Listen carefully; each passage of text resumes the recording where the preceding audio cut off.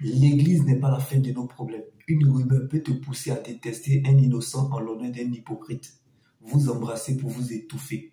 À l'église, tous les chats sont gris. Seul l'aventurier est saint.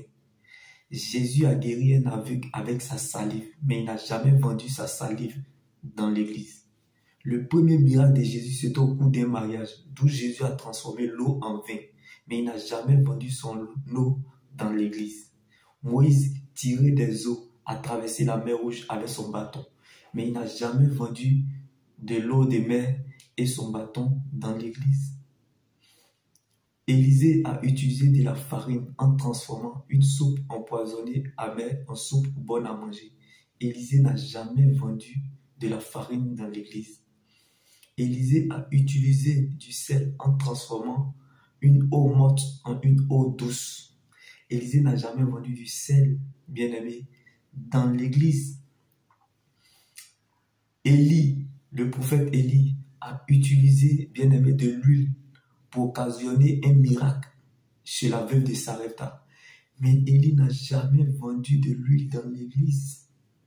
Bien-aimé, le mouchoir de Paul guérissait des malades. Mais Paul n'a jamais vendu son mouchoir dans l'église.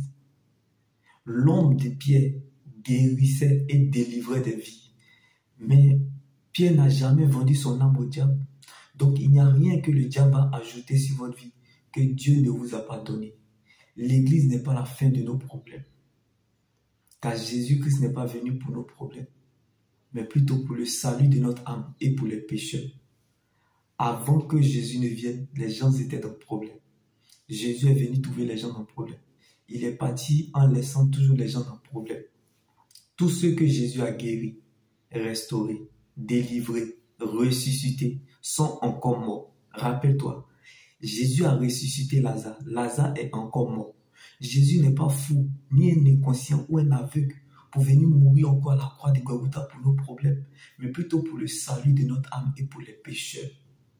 Donc l'église n'est pas là pour les rassasier, mais pour ceux qui en ont besoin. L'église n'est pas la fin de nos problèmes, car Jésus-Christ n'est pas venu pour nos problèmes. Mais l'église est simplement un lieu de téléchargement et de chargement de la batterie de notre foi, de notre personnalité, de notre vie et de notre éternité. Alors ne laisse personne te priver de ton éternité, qui est l'enjeu majeur de ton existence. Reste focalisé sur le Seigneur Jésus-Christ seul, car la preuve, la valeur et la raison de ton existence, c'est ton salut en Jésus. Aimer Dieu sans raison apporte à la raison ce qui est inaccessible. Aimer Dieu, c'est d'abord le connaître. Si Dieu te veut, il t'aura, car il est celui qui voit la fin avant le commencement. Donc laisse-moi t'annoncer cette bonne nouvelle en ce jour, bien-aimé. Donc, vivre heureux et dans le bonheur n'est pas de vivre longtemps, car nous vivons le plus longtemps sous la terre que sur la terre. Donc, ce n'est pas la quantité d'années à vivre qui compte pour Dieu, mais plutôt la qualité de vie que nous menons dans ces années. Ce n'est pas la quantité d'années à vivre qui compte pour Dieu, mais plutôt la qualité de vie que nous menons dans ces années. Donc ce n'est pas ton rang social qui compte pour Dieu, mais plutôt ton rang dans le royaume des cieux. Ce n'est pas ta présence à l'église qui compte pour Dieu, mais plutôt la présence de Dieu dans ta vie. Car la vraie joie dans le Seigneur ne dépend pas du confort. La véritable stabilité d'un enfant de Dieu ne dépend pas du climat extérieur, ni de ce qu'il a dans ses poches ou dans ses mains, mais de la présence de Dieu dans le coffre de son cœur. Alors que Dieu prenne la forme de ce qui te manque. Heureux l'homme qui cherche la présence de Dieu malgré les difficultés, car Jésus n'abandonne jamais ceux qui le cherchent. Et il ne permettra jamais que ses saints connaissent la décomposition, comme la résurrection de Lazare. La vie que nous menons sur cette terre prépare ce que nous allons vivre dans l'éternité. Alléluia. Donc ce n'est plus ton combat, car Christ était ressuscité pour toi. Il y a encore de l'espoir tant que Jésus vit pour toi. Car ce n'est pas la joie du moment qui compte pour Dieu, mais plutôt la finalité de son plan qu'il a déjà établi pour votre vie. Donc tu ne deviendras pas autre chose que ce que Dieu a planifié, programmé, décidé.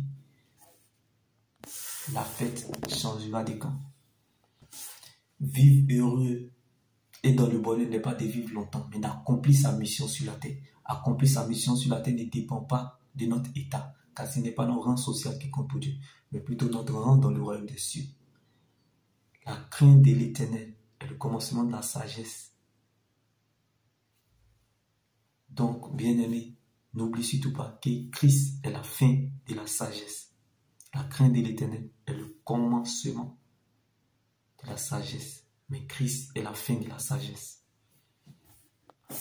Donc, la vie avec Jésus est un espoir sans fin, mais la vie sans Christ est une fin sans espoir. Donc, tu peux tout avoir sur la terre et rater le ciel. Si tu n'as pas Jésus, tu auras perdu ton existence et raté ton éternité avec Christ. Donc, n'oublie surtout pas, quand tu mourras, tu n'emporteras rien de ce que tu as reçu, mais plutôt de ce que tu as donné. On ne dira pas que ton corps repose en paix, mais plutôt que ton âme repose en paix. Donc, si tu conserves ta vie, tu la perdras. Mais si tu perds ta vie à cause de Christ, tu la retrouveras. Comme Job qui a tout perdu, mais n'a jamais douté de Dieu. Tu peux tout perdre sans avoir rien perdu, parce que tu demeures dans le véritable.